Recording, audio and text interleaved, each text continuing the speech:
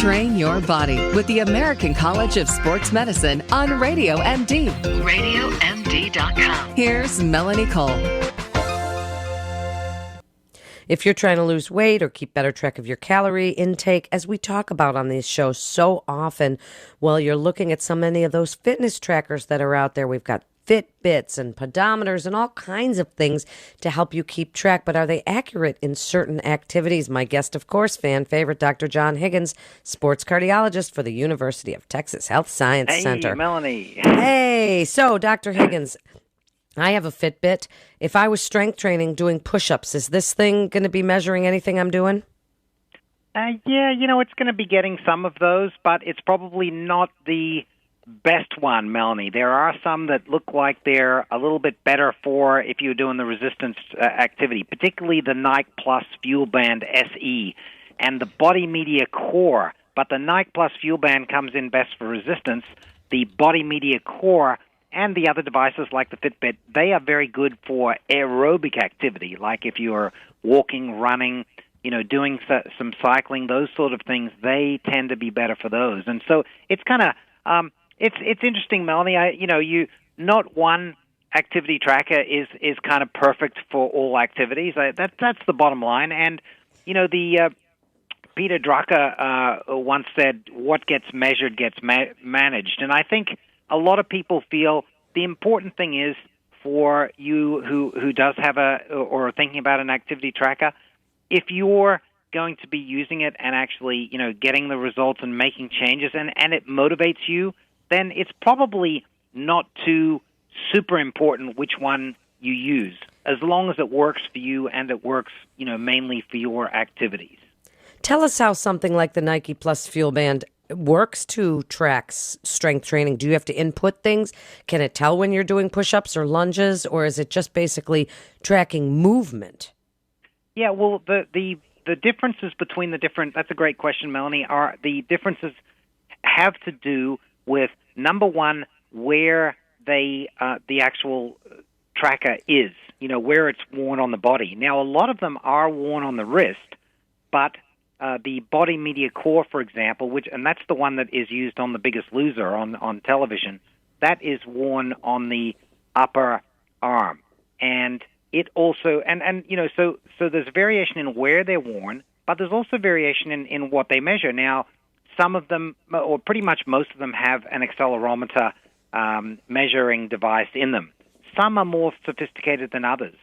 So some will be able to tell basic acceleration on land, but some also have what we call three-axis accelerometers, where they can tell very accurately if you are accelerating in an upward direction or in a lateral direction, or in a sideways direction. Some can also measure your skin temperature and also your skin response to, for example, they can kind of gauge how much you're sweating. So, and others, Melanie, are measuring heart rate as well as even blood sugar levels. So we're really, really getting sophisticated with these different tracking devices, and they're also branching off into more of the wearable and associating with wearable tracking and measuring devices, Melanie. So there's some companies now that have, for example, a type of gym shirt or a T-shirt, and that has electronic gadgetry sewn in to the actual shirt, and it will get stimulated when you're using certain muscles. Like, so when you're doing biceps curls, it'll check, the muscles, the biceps muscles. It'll monitor their kind of motion underneath by the sensors that are actually in the cloth of the shirt, and it'll be able to give you an idea of how your form and function is doing. That's pretty cool. Now, yeah, I have a Fitbit, and the reason I'm not wearing it now, for example, is it starts bothering me. Are they coming up with these activity trackers? As you said, on The Biggest Loser, they wear them on their upper arm. I think that might make me crazy. But this one's on my wrist, and they say you should sleep in it because it tracks your sleep and how many times you wake up and all that. But it's getting uncomfortable when I sweat. It's like gets tight, so then you loosen it up a little, and I bloat a little. I love to talk about my bloating. So, I mean, what are we doing about the fact that some of these things are not that comfortable?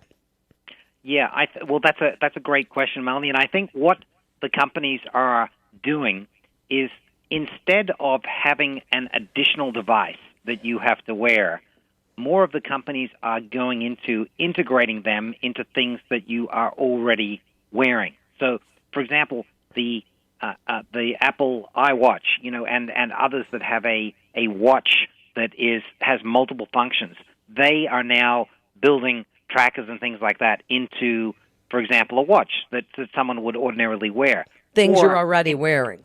Yeah, and also into shoes. Nike and several other of the shoe companies now have the tracking devices built into the actual sneakers, and they not only will be able to give the GPS, three-dimensional tracking, but they can get an idea of, your actual motion, how you're pounding, what your gait is, and in fact can even help people to get into a more correct form, depending on what type of running they're wanting to do. If they're wanting to do distance running or kind of burst high intensity interval training, that sort of thing. But I think so we're going to see a lot more in the future, Melanie, of these technologies that are actually integrated to the normal stuff we're wearing, like into gym shirts, into gym shorts, into gym shoes, and into, for example, watches or things that people would ordinarily be wearing, even headbands, so that they can get an overall idea of what your different muscles are doing in your body, in addition to your heart rate, how much you're working out, you're sweating, and the rest of it. But coming back to what we said before, Melanie, I think the important thing from all of this is if you're using something or if you're monitoring your exercise in some way, however you're doing it, it's going to automatically, you're going to be more likely to be doing that exercise regularly, and particularly if you can see the results, you can correlate, your actual effort with your results, and I think that can motivate a lot of people. I think so too, and I think that we've always known that journaling, keeping track, logging your activity and your calories in and your food has helped you to be accountable. So these things are helping, and I would like the shoe one. I worry about how the cost of that pair of shoes with the tracker in it, and then when your shoes wear down, as we know you should be changing shoes every 3 to 4 months if you're wearing them a lot, then you're getting a new tracker every 3 to 4 months. And that is a good point, Melanie. And some of them are doing the thing where actually it can slip into a compartment in the Oh, that's sole cool. of the shoe. See, that would be better if it can slip back into a little pocket in the shoe, right, and you can just move this little chip or little thing from shoe to shoe. But you'd have to buy the shoes that would be, that would work with it. So that's pretty cool. So what else do you want? We only have about, a minute and a half left. What else do you want people to know about these activity trackers? And just give us your top couple.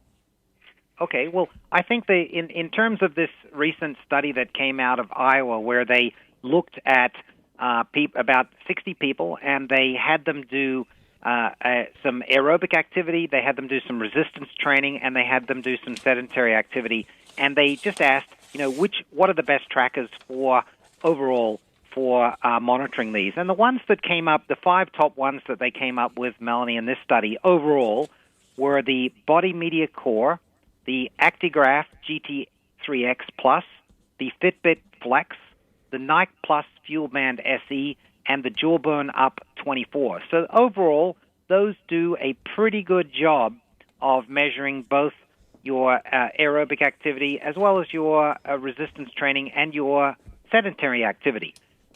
I think the important take-home message for someone out there is, when you're getting an activity tracker, remember the activity tracker is just only one component. Probably the most important or the more important component is when you've done your activity, how it summarizes, and most of them do it through an app on your smartphone or on your we're out of computer. time, John, so you can finish this in the next segment. This is Awesome. Melanie Okay. Cole. Thanks for listening. Stay well.